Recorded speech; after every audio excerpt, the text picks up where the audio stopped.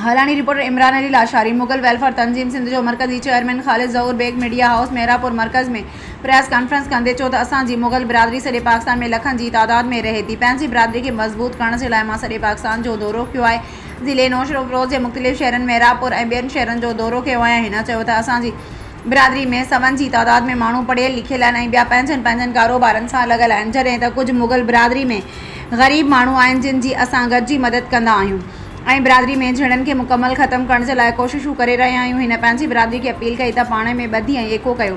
ॿधी में ताक़त आहे। उन मौक़े ते आयल महिमान ख़ालिद ज़हूर बेग खे मीडिया हाउस मेहरापुर मरकज़ जे सदर बचल हिंगोरो सिंध जी सूखड़ी अजरक पारायो। उन मौक़े ते साफ़ी गुलाम मुस्तफ़ा मुगल इल्म मुगल बि साणस गॾु हुआ। बेग चेयरमैन दी मुगल सिंध पाकिस्तान अॼु हिते मेहरापुर अचणु थियो आहे। असांजा दोस्त आहिनि हिते editor in chief Abdul Ali Mughal Sahab Sadae Mughal जो एडिटर आहिनि ऐं ॿियो मुगल वेलफेयर सोसाइटी मेहरापुर जो सदर गुलाम मुस्तफ़ा मुगल साहब जी दावत ते अचणु थियो आहे।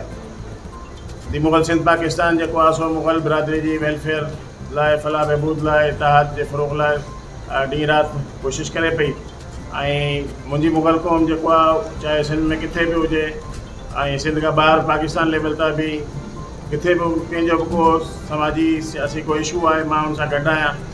ऐं हींअर बि असां जेको आहे सो सखर खां मां मोटी पियो अचां। कल्ह जेको आहे सो DIG साहिब सां मुंहिंजी मीटिंग ते थियल हुई।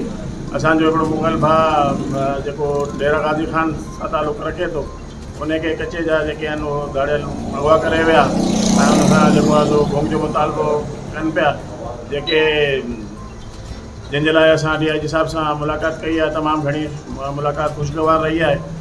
पीर शाह साहिबु हिकिड़ो सुठो ऑफिसर आहे ऐं SP बि हींअर ख़ुशकिस्मती आहे।